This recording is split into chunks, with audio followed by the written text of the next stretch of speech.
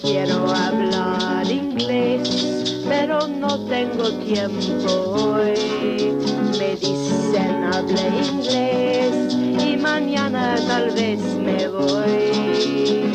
Cuando hablan mis hijos, no entiendo yo. Si quiero hablar inglés y no puedo.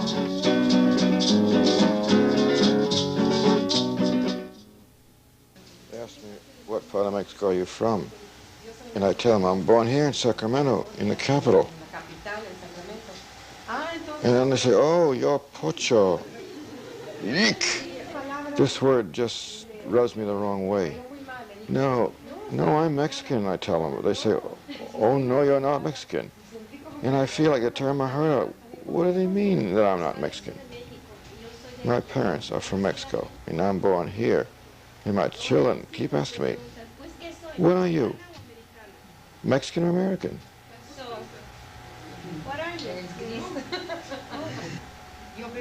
I believe that children are suffering from what's called culture shock.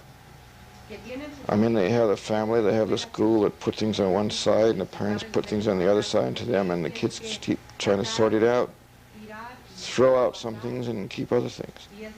It's very difficult for them. With regard to what the Senora is saying, I understand, because my father comes home after working all day, and the only time he has to talk to me, he's too tired. It's his time of rest. I mean, he's very tired. I'm a campesino, and where I come from, you can be foolish, drunk, whatever. But when you let someone talk, you let her talk till she's through. Otherwise, we never understand one another. Now that lady over there is asking to speak. She's more educated than I am, because I'm from the ranch, you know. I'm from the fields. It's his time of rest, as I said, and moreover, he's tired because of me. It's my life. So I have to understand him. If he can't understand me, at least I have to try to understand him. Me falta inglés y no quiero.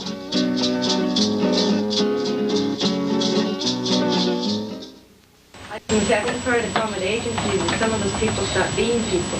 I mean, it's not a people that people talk to. They think they're the institution, and they sit there and they talk to, they talk to English just like they talk to Chicanos. You know, it's not that they're down on certain people, they're down on everybody. They don't think they're people anymore. They think they're an institution. You go to welfare, you go with shame. You don't want to go, but you have to go because of your children. But there's no reason, not necessary for anyone to be treated like that. She's saying that it's a lot of shame to ask for help, but one needs to be there. And the question really is of what makes what makes sometimes for an adversary situation. How do you feel, for instance, with Americans, the ones you don't know very well, like mayordomos, people in agencies and schools, who appear to be on another level than you? We feel very much beneath these people, inferior. Oh, we just rather not say anything. Many of us feel ashamed when we can't pronounce the words just right. Who stutters and shrinks is a lousy excuse for me.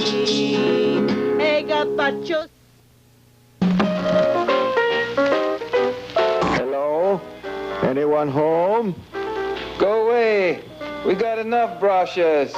But sir, from downtown, Mr. Carrillo, from the Neighborhood Improvement Project. We'd just like to inform you of the new Citizen Participation Program.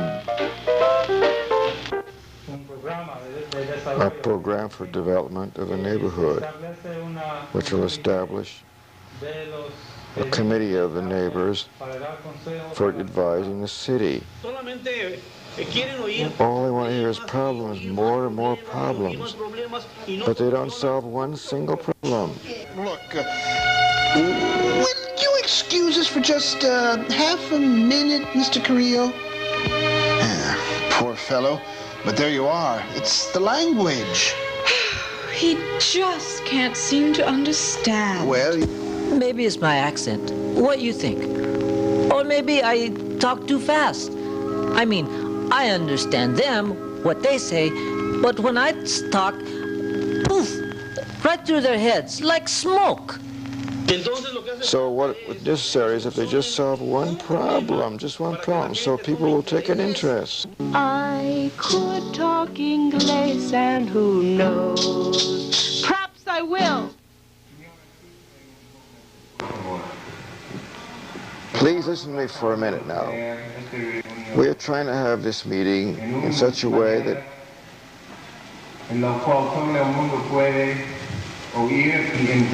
everybody can hear and understand what's being said, what's happening.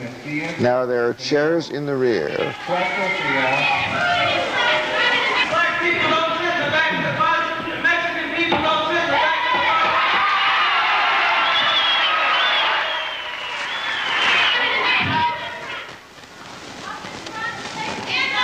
Por favor, señora. We don't want to sit in the back of my head in front. Right.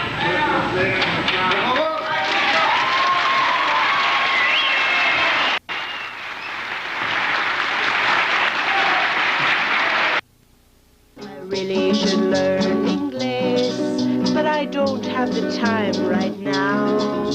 me, sir. Am I talking to Mr. Rodolfo Martinez, 155 Terra Linda? Who want to know? The name's Browning, sir. A.D. Browning from the Acme Adjustment Agency. We've been hired by Friendly Freddy's Used Cars of San Remo. They've asked us to repossess, let me see here, blue 71 Camaro sedan, license number 152 TFL. Is that it, parked over there? Repossess? I no understand. The payments apparently weren't kept up, Mr. Martinez. So Friendly Freddy's, where you bought the car, remember? Sent us over here to repossess it. Take it back, you see, according to the terms of the contract. But that's a lie. Sure, we kept up payments. Only just this month, you see. We happened to send money to the wrong place. But don't worry, we already sent it back.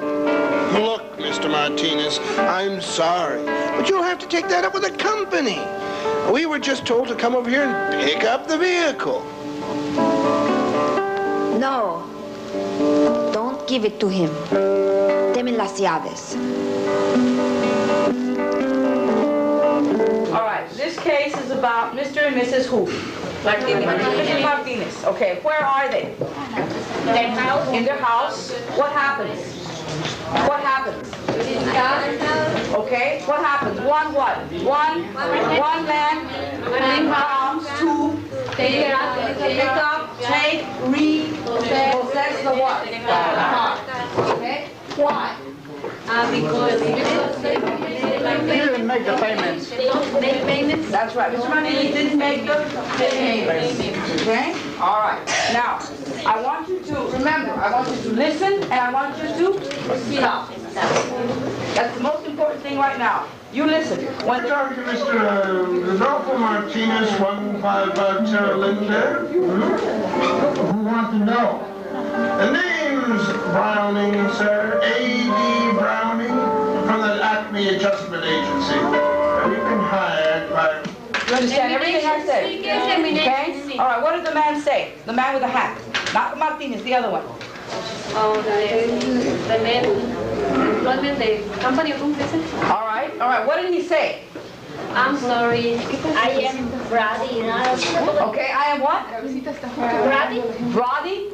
Okay, Brody. How do you say this color? What's this color? Brown. Brown. Okay, brown. Brownie. That's it. Brown. Not Brawley. Brown. Brownie. Brownie. That's it. Okay, Brownie.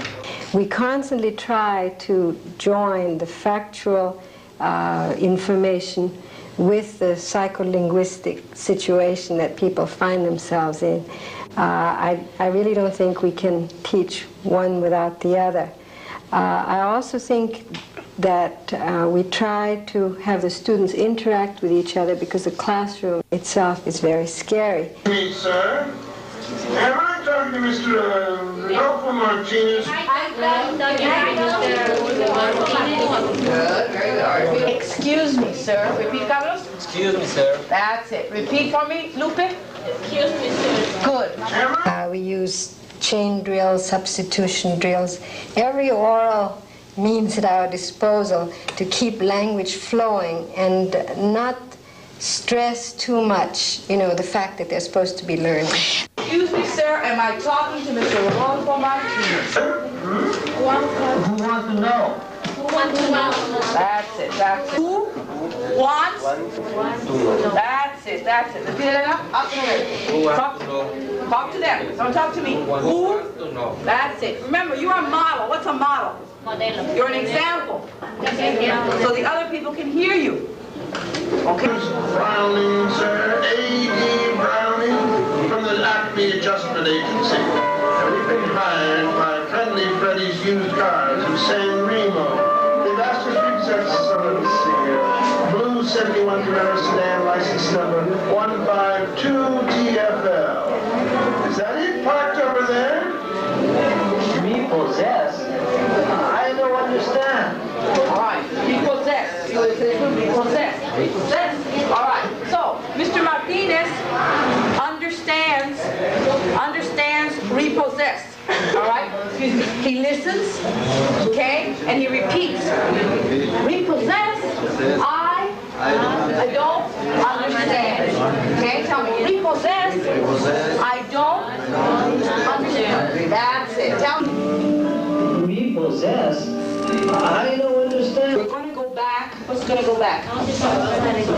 And see the tape. With the decoding.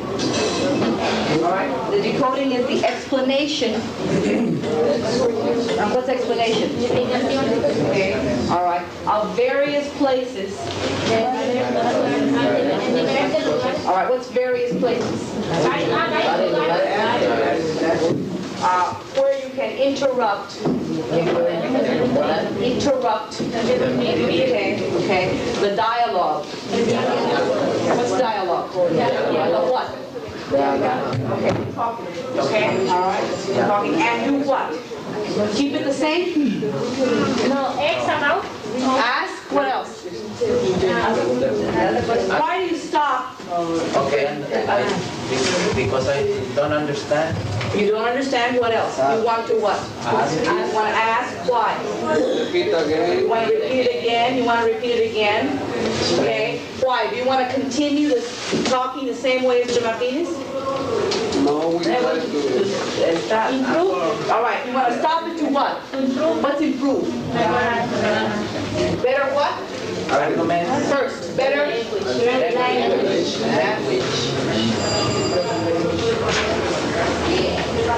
Okay, better language, better arguments. Okay? All right, better reasons. Okay?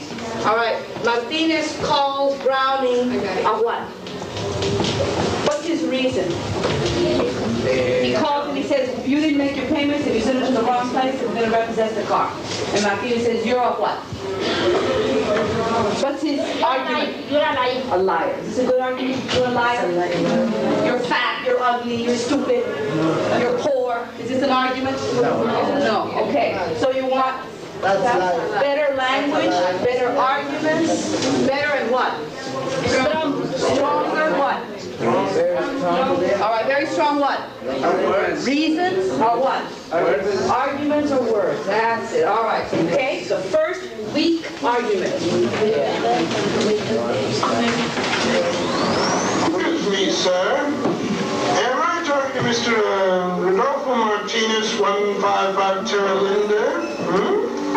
Who wants to know? The name's Browning, sir. A.D. Browning from the Acme Adjustment Agency. And what is the problem in general and in specific? And the most important thing, what can you do about it? In fact, if you think of picture books where you have to look at the picture to see what's wrong with the picture, well, these actors, the idea is, what's wrong with this particular situation? How can you set it right? The payments apparently weren't kept up, Mr. Martinez. So Friendly Freddy's, where you bought the car, remember? Sent us over here to repossess it. Take it back, you see, according to the terms of the contract. But that's a lie. We don't know, of course, whether Senior Martinez ever really read the contract. Was it translated? Was it approved by somebody familiar with car sales?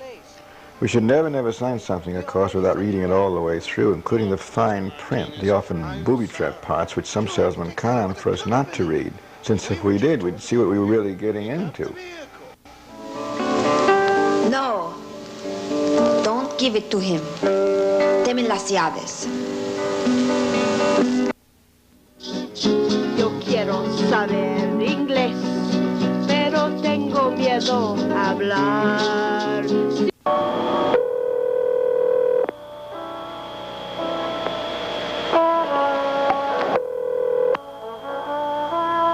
Yes? Me, you have a house for rent, no? Could you tell me how big, please? Who's it for? Just my family. Only 3 kids. Well, I can't talk to you until I speak with my husband, and I think he's already rented the place. We just get the paper, ma'am. It just come out. Well, I am sorry, but I think I heard him say he gave it to someone at work. Yes, and he's not home now. I want to know that hour that he get home. It doesn't matter if it is late. I'm going to call back. Hey, excuse me. No offense, but do I happen to be talking to a person of Spanish-speaking background? Why? Do I happen to be speaking to a person of Spanish-speaking background? Well, do you know the law prohibit discrimination? I'm speaking English right now with you. All right, Mr. Williams, your turn. You're an actor.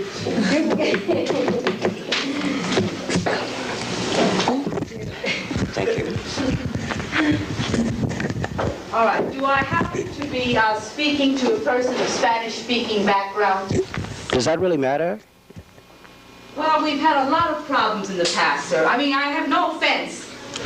Well, the problems in the past are not the problems of the future. We're talking about right now, not what happened years ago. I've had so many bad experiences. I just don't want to risk it anymore. Bad experiences? I don't understand. What?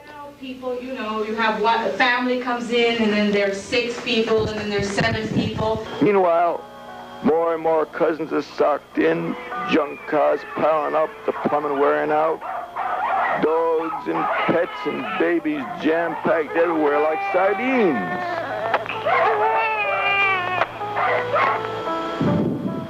Oh, sure, it's easy to make us the heavies, the terrible landlords, right, but don't we have a right to protect our own property? I can't risk it. I just can't. I'm sorry. Well, you haven't tried. You've tried the rest. Why don't you try the best? Now, I don't know what has happened to your property before, ma'am, but I certainly assure you that we will, in fact, keep it up the way that it should be. Well, I don't know. Oh, come on. The day is young. I'd like to come over and look at it.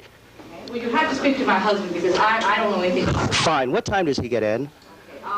Possibly this afternoon. I don't know what time. 5, 6. I'm not sure. He has different hours. Well, I have the address. I could be there between 5 and 6 if that's okay with you. Well, all right. Between 5 and 6. Yes, 5 and 6. I'll be there, and maybe we could sit down and discuss the possibility of my renting the place from you. Okay.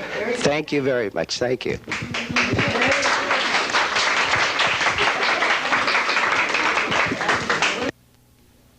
What we just looked at was obviously someone trying to rent a house and not succeeding, and then some visitor apparently in the classroom showed how to make a more effective response.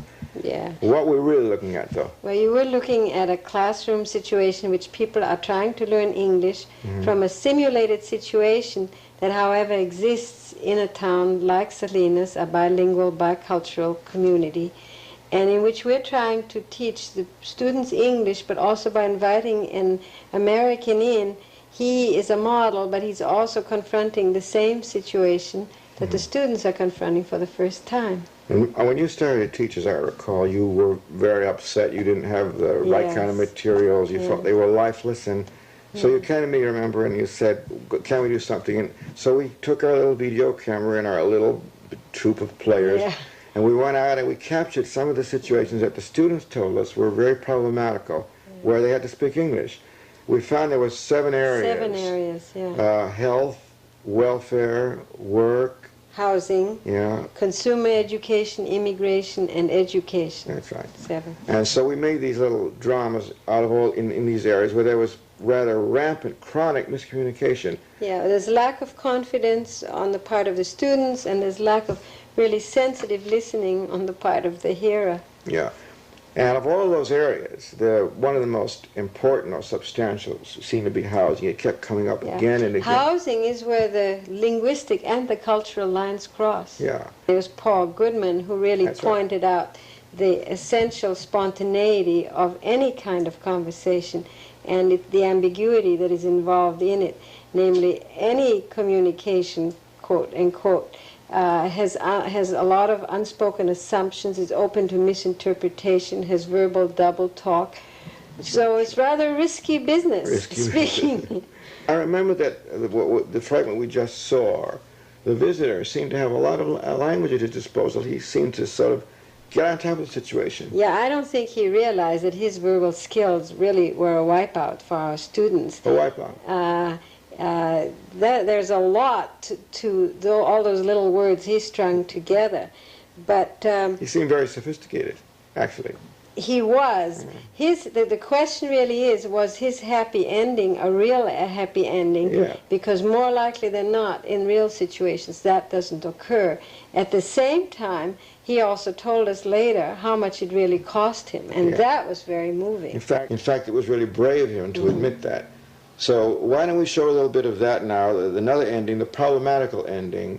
In other words, what's likely to happen in a place like Salinas where you're trying to rent a house, and it's a seller's market, and you don't know the ropes, and you have an accent, you like to be prejudiced on the phone. Excuse me, I think I just heard my husband come in. He's really the one to talk to. Hello? Can we see the apartment for rent, sir? To whom am I speaking, please? Why, mister? Think personal, of course, but it so happens the landlord, my brother-in-law, he owns these units. I'm just sort of babysitting the property while he's away. He decided it'd be better for people to rent among, their own kind in this community. Because the skin is different, the color is different. Just living, that's how I learned. I decided to test the system. I decided to go to school and become educated and do a lot of other things that I felt that could put me in the same light, the same perspective as the white man. Do I know your voice? Isn't this Rick Beckmeyer speaking? Who is this? My name is Luis Ruiz Carrillo. Didn't we sit together? At the United Fellowship Potluck and Bicultural Bingo Party in January. How about that, Luis Carrillo? Sure, I remember you. Hey, Viva Benito Juarez. Hey, God bless Washington. Oh, listen, Rick. They just evicted me from where I live. They're raising rent $12 because they put in a new parking place. I say, why pay more? We don't drive. Then they say, okay, first we take the apartment back, then we find someone who drives. Hey, that's tough. I really sympathize, man. But you know me, buddy. You know my feelings. If this was my place, you'd be here in 5 minutes flat. How do you control the anger that you feel when people tell you? Está preguntando cómo él puede controlar su coraje.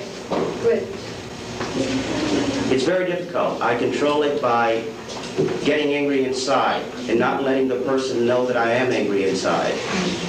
Trouble is, the people we got here now, the tenants, they're still living in the past, not broad-minded at all.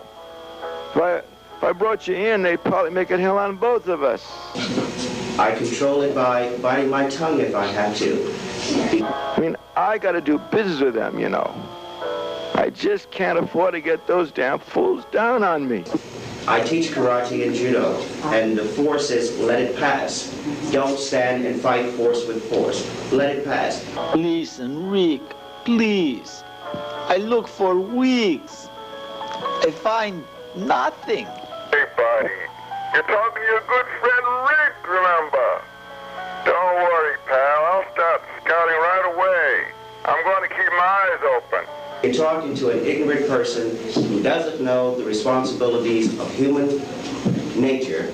Therefore, you don't even want to talk to that person and argue with him. Just agree. How long did it take you to get to this point? About 35 years. Tell me study English, but I'm really ashamed to try. Days going on even with Spreckles. He thought he was going to go maybe with David on his money, or maybe with you, or maybe with Jesse. The reason that he was, I guess, he was a little anxious to go there alone and be faced with an application form in English to fill out that he wasn't sure he was going to be able to take home and check, because he wants to get everything right.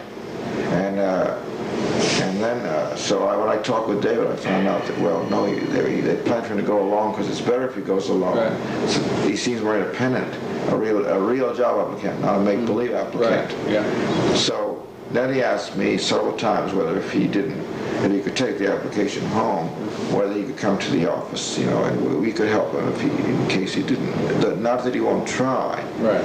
Now, so there was, again, a sort of communication problem going around and around. You didn't know that, and David didn't know that.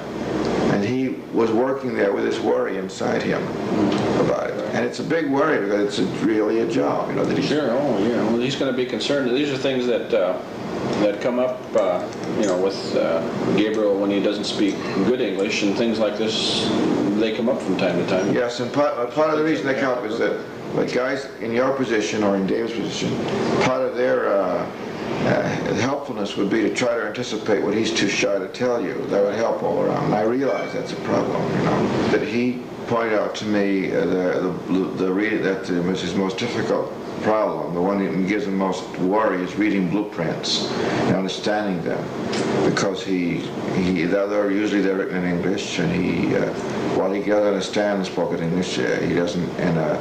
And I would think that it would be very helpful to him to have some blueprints to study at home, to practice on.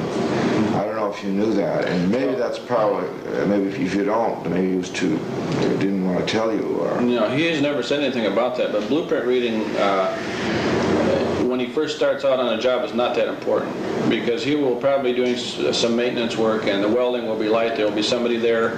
His supervisor will be reading the blueprints and putting the pieces of a jigsaw puzzle, so to speak, together for him, and he'll be doing the welding. And he has plenty of time to learn how to read blueprints if he ever needs to. Some welders never have to actually read blueprints. For whatever reason, he feels uncertain about it, and even though it may not be such a practical matter, it's one of those psychological things for a guy like him, to build up his confidence. It would be a small matter. There again, we're really talking about communication problems, I think, right. Reflects others. He's too shy to tell you, maybe, I don't know, I would guess, I didn't want to bother you, that he'd really like to practice on a blueprint at home, but he's the kind of guy who would try to put it to use.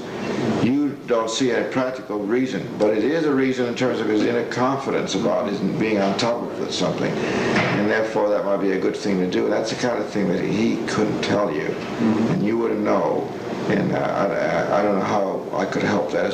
That's a symptom of the subtle kinds of communication things that are not solved, right. Even though on paper it doesn't seem an important thing to you. Yeah. We're talking about someone who spent 6 months. That's right. He got a certificate as an apprentice welder. Right. What were the prospects for an apprentice welder who couldn't speak English? According to David, terrible. Terrible. Yeah. Why? Because of that. There weren't too many jobs around anyway. Mm-hmm. But with the language, why, who would want to take somebody who's still insecure? Do you feel that he can get a job? Let me ask you, Bruce. You know what will happen if he doesn't get a job. What do you think? If he doesn't get a job, he, of course, probably end up back in the fields where he was when he started. And you know what will happen there? Well, it'll hurt him, and of course it'll hurt the other people that are there that would like to do what he's done, and of course that will make them feel that's not worth it. Right. We'll make them, and also, you know, he'll lose seniority in the field, so he'll be starting back at a wage considerably less than he was when he was left that job. Right. So do you think if you had a little bit of knowledge of Spanish in this situation, it would help you to communicate with the Mexican Americans? Oh, definitely. Sure. Do you have a plan to try to get there, or are you too busy? I'm busy. Let me see if I can sum up that some of the things weren't considered enough. One might say the psychological pressures on Martinez. Right. That is, former friends and colleagues, resentments that they may have been feeling. Obviously, a sense of isolation in that big shed. Yes. He worked by himself, even though people worked him, and I always... And you can see when we show the footage, he was always alone, people inspecting his work. His uncertainty about what it was going to lead to in terms of his priorities. Because his priorities were to get more money at a better job, not just to learn how to deal with tools and to get a certificate. And in terms of those real priorities, which meant he'd have to go into interviews, he'd have to negotiate these things for himself, he was very uncertain and not so confident. And all of those have to do with English, don't they? Yes. And Sí, me falta inglés y por eso los malos vengan. Students had been telling me that in this particular house where we were teaching English, there were all kinds of housing problems. There was a water shortage, lack of pressure, that there were rats, there was unventilated heating, there were potholes, and it's sort of the 5th or 6th week that I then suddenly decided to send one of our teachers to investigate, and that was the beginning of a long saga, which, you know, we've documented. The way this all began is because one tenant, Adelfo, told the manager that there wasn't enough water coming out of the faucets. How many apartments? These are 14 units. 14. And not all of them, you know, or we discovered that not all of them have the water pressure problem, but they do have the problem of water coming out cloudy with rust in it. Rusty pipes. Yeah, that seems to be what the problem is. Rusty pipes. But Sandra and Jaime, they moved out just around that time after the letter was sent to the owner asking him for a meeting with the people here, with the tenants, to talk about the problem, trying to find a solution. He met with them, didn't he, Peter? Yes. And what happened then? Well, he said that he's having financial difficulties and he wasn't going to be able to deal with this problem until March or April, which is a few months away. And then apparently the problem has been around for the last 5 years. So it's not a new problem. So then what happened after when he said that to them? What was the next thing that happened? Well, people wanted to get it on paper, get whatever he was promising, whatever to do. They wanted it. Did he promise exactly that he would do it, or just? Well, that's what he said. If my word should be good enough, and I'm not going to write anything until I talk to my lawyer. But the situation hasn't changed since they have written, the tenants here. How many letters have they written to him? 2 letters. 2. One just went out yesterday, and what the tenants decided is that until he fixes the water, he corrects the water problem, and also take care of the major repairs, they will withhold rent. There's the rat holes. You can see them. You see a lot of them, right? Oh, yeah, they stare at you from every corner. And not mouse holes, but rat holes. And that's the water. Hardly a trickle, hardly enough to bathe in. That's what started it all, when they couldn't call the landlord. Yeah. Well, this was fully open. I know, fully open. Imagine what it must have been in the shower when they all try to take a bath. And what's that? That's an unvented heater. Yeah, that's right. And that's dangerous. Unvented. They called the city inspectors because that's a violation. He came, didn't he? Finally came. Finally, but that was one of their complaints, that they had tried that too and nobody had come. Yeah. But there was several with unvented heaters like that, I recall. Yes, And the manager was told about that, right? Many times. Of course, we can't check everything here, just a few things. There they go, pipes sticking out everywhere. Yeah. That's the famous outside of the Looks like an earthquake, doesn't it? Right. But it's just cracked plastic. Cracked in the stucco. That's the wiggle waggle toilet. Must be kind of a thrill to sit on that. And those are the cracked screens. We understood that we were trying to put a little pressure on him, on the landlord, the owner, and that he would respond to our requests to provide us with water, you know. But this landlord was one of the hardest, harshest ones, very difficult. In plain language, he was a little tyrant. He didn't want to acknowledge us either through letters or words. We're here before you as our representatives in the city to ask for your help, because we consider it your responsibility. We are aware that the crucial problem around here is housing. At the moment, many houses are almost not even habitable. The law in California does say that if premises are uninhabitable, the tenant is not liable for rent. In other words, the tenant's obligation to pay rent does not arise until the landlord has fulfilled his obligation to provide habitable and tenantable place to live. Bueno, that's it. Letter to the owner. No more rent till he fixes things. There's a law, you see? I forget its name. Man, from CRLA, where they help people like us. Explain it. Place where you live has to be what they call habitable. So... Senor, excuse me, senor, but what does that mean, habitable? Mean? It's just mean habitable. Porque hay una ley que dice que uno tiene derecho a vivir en una casa habitable, pero la ley no dice qué quiere decir habitable, y es el juez que decide lo que quiere decir habitable. Entonces, pues, es la ley, pero el juez decide, pues como hay, pues él decide lo que es habitable, ¿ven? You had a group of people, tenants, who don't know what to do about the situation. What would you suggest they do? Yeah, we come to their house.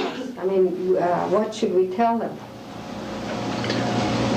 Okay, well, there are two things they can do, I guess. One, they can complain to the city or the health department or whoever is the affected public agency. And the city or the health department can do their thing and inspect it and see if there are any hazards under the law. And who's cause those hazards to be corrected. Who's going to guarantee that they don't get thrown out? Nobody can guarantee that. Okay. What about the eviction notices? I heard something about people being threatened if they complain. Well, right after the meeting became an emergency meeting for the people, because after the letter, 1 or 2 days later, he got 10 people got eviction notices. En los campos, tan trabajo duro y inglés y no quiero. I'm not selling these books just for the money. I really believe in education. I think you are really in the money, not in the education. Look, lady, I'm coming out to the neighborhood to bring you education, and this is a thanks I get. Education for the children. Yeah, education for the children. I'm really interested in the education of the children. All right, let's see. This set of the Universal Children's Encyclopedia can make a big difference to your kids in school. See? Then he proves it. I think this set of encyclopedia, what's a set of encyclopedias? Can really help your children in school. It can make a difference. ¿Qué es lo que hace la diferencia en la escuela? ¿Los libros? El maestro. I think the teacher and the children. The children make the difference. Makes a difference. Children's Encyclopedia can make a big difference to your kids in school. Make a big difference. They can get the books in the school library. Excellent, excellent. Can you again so that very good. They can get? They can get the books in the school library. What's a school library? Universal Children's Encyclopedia can make a big difference to your kids in school. And if you take advantage right now of our special 2-for-1 sale, you can buy one set and we'll throw in another one absolutely free with 2 yearly almanacs included. So how about it? All right, he says he's interested in education, then he says it's going to make a difference, and then he says it's a special what?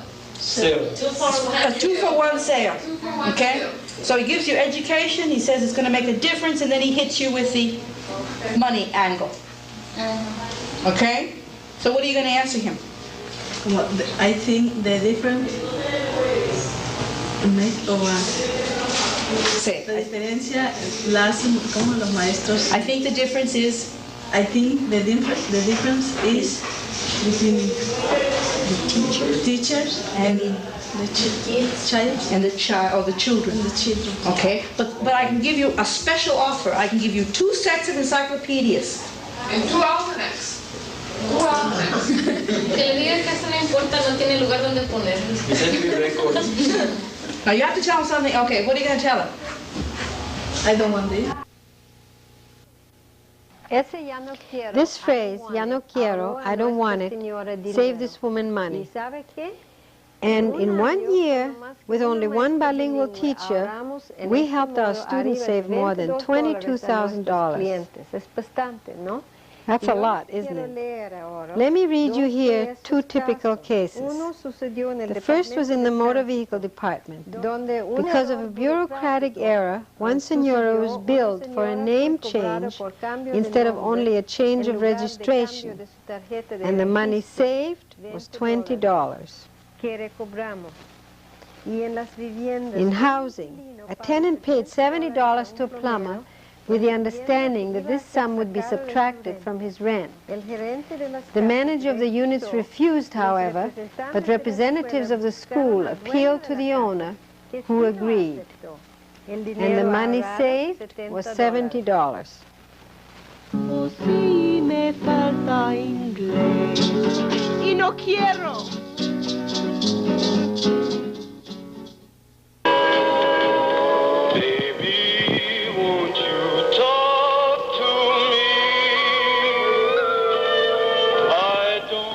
Of the song are simple, but suddenly to me they're not so simple.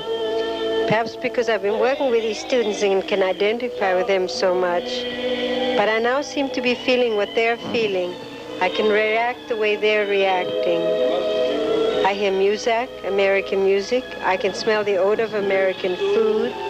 I hear the babble of voices, largely unintelligible, of the people around me. I feel conspicuous, exposed. It seems to me that all eyes are on me alone as I walk down that aisle.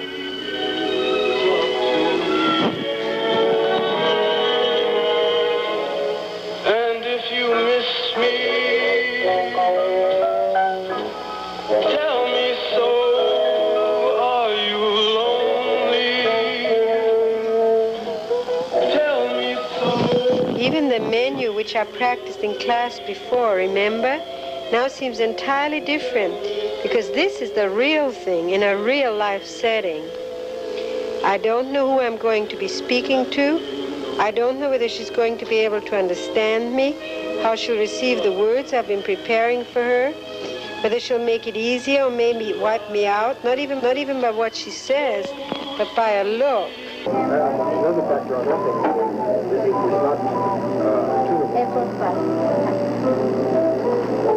Would you like French fries with that hamburger? Yes.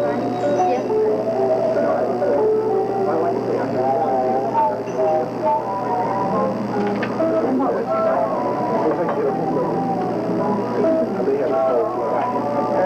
I'll see the next girl. What would you like?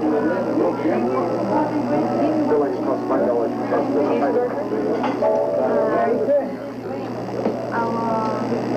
One. Go, this is kicking in.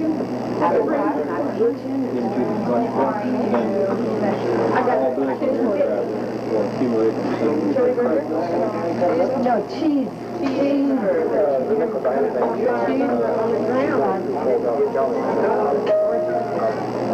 What would you like?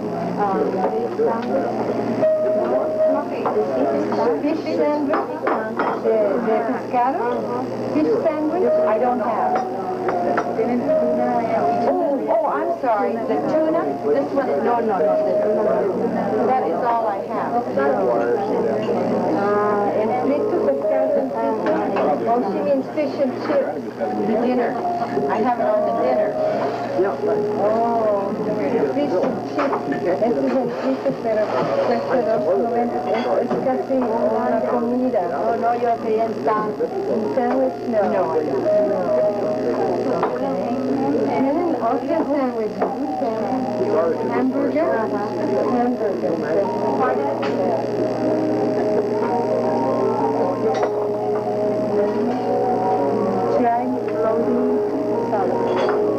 Shrimp? You want a whole one or half? They're very big. Half?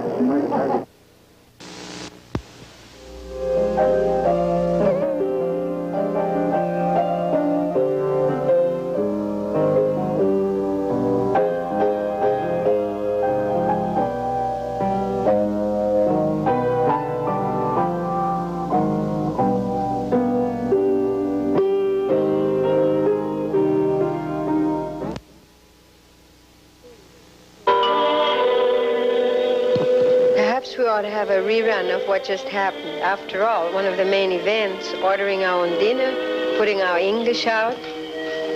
I really got to like this waitress. After all, she had no idea what was going to explode upon her when we walked in. But the students, I found out later, were dumbfounded to realize that she might have been experiencing anything like their own anxiety, their own distress. They couldn't conceive of it. Dolores, characteristic gesture, thumb and forefinger, can't make up her mind.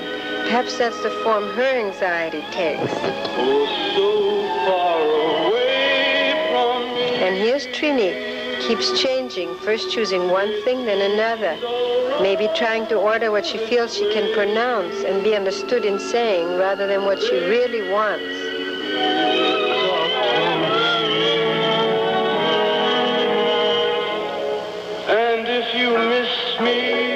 Here's Serafina. Her cheeseburger was instantly converted to chili burger, possibly because the word was hesitantly offered. And anyway, we all know Mexicans love chili, right?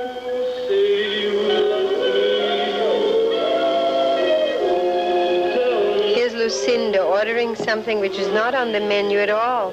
But when the waitress tries to offer another suggestion, she dismisses it much too curtly, no, no, no, which produces this expression.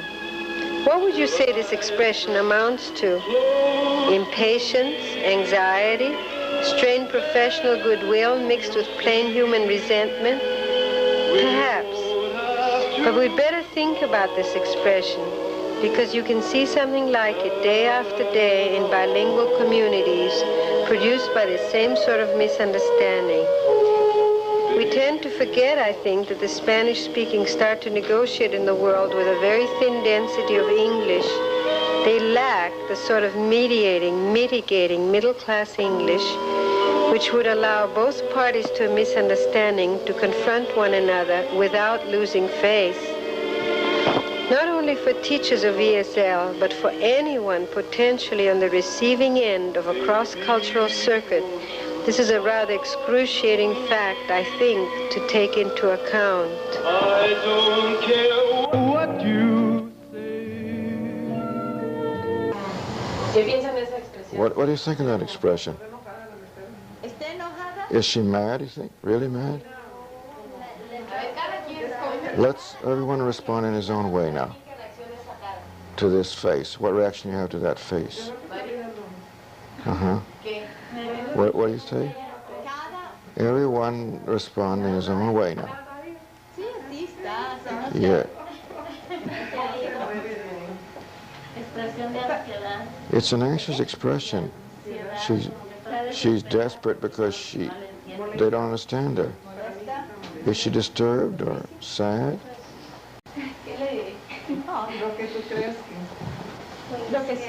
What do you feel? Well, she has a lot of work and she just can't afford to lose time. She's impatient, therefore.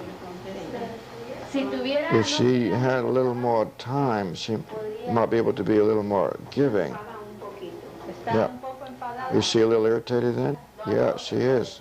Look at the face on the other woman. It's definitely a no expression. She doesn't like it. She's bothered because she doesn't understand what they're saying. They just don't understand one another.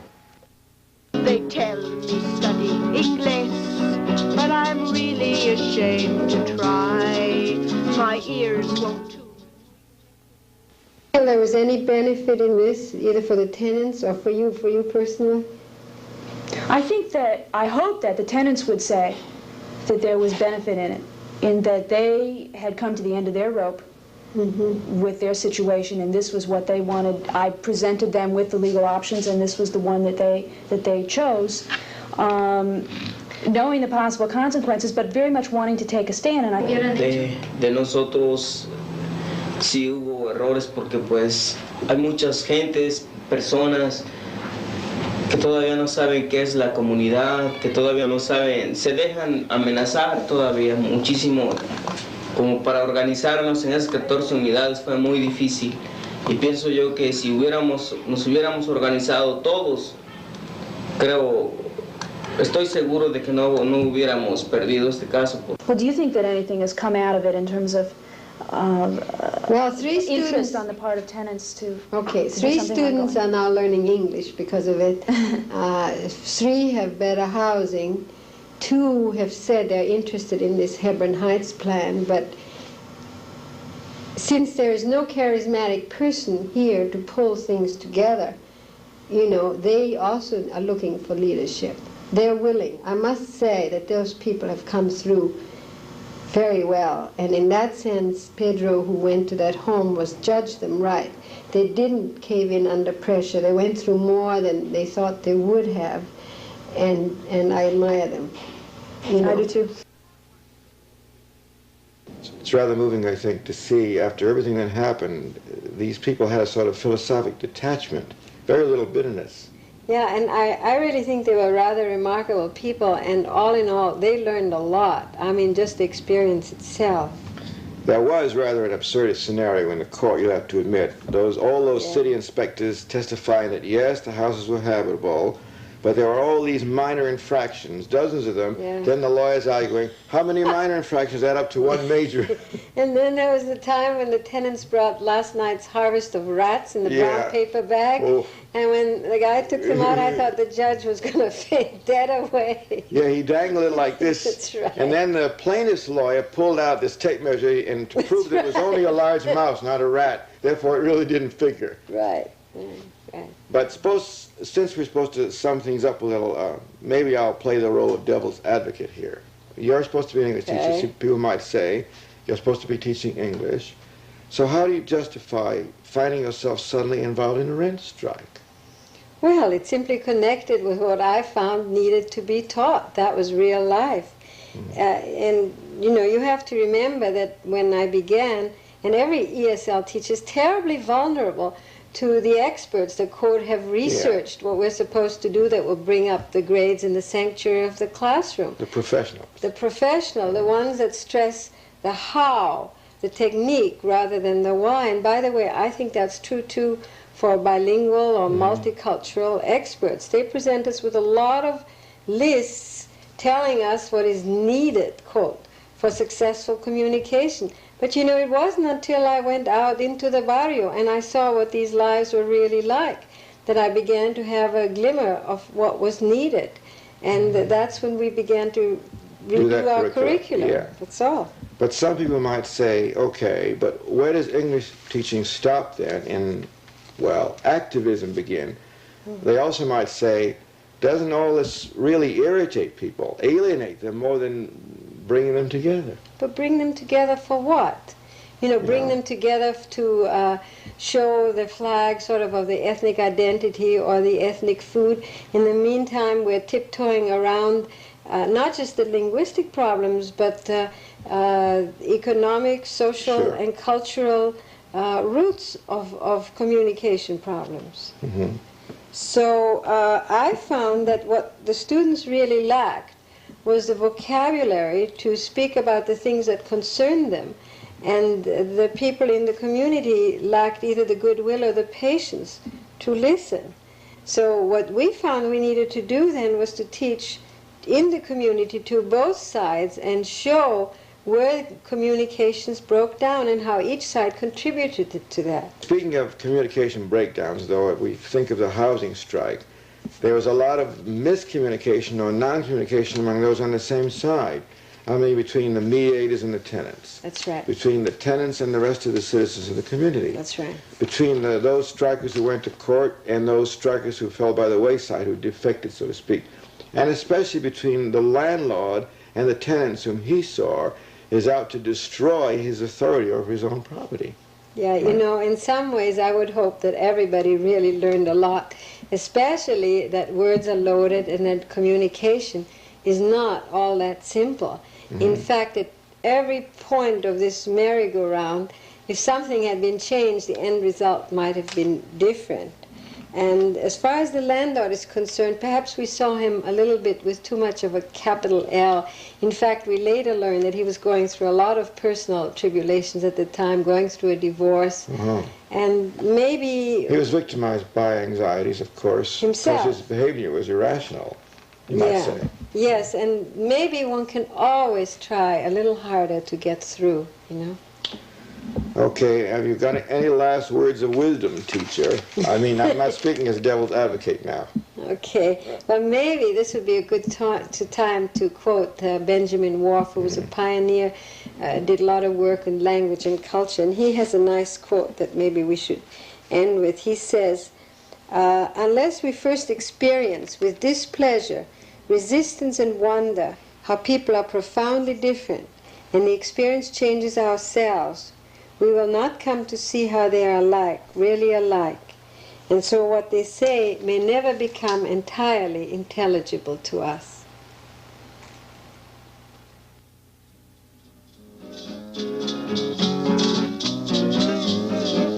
And yet I might learn English if my words they could tumble out free. But that dummy who stutters and shrinks is a lousy excuse for me. Hey, gabachos who listen, try listening harder still. I could talk English, and who knows, perhaps I will.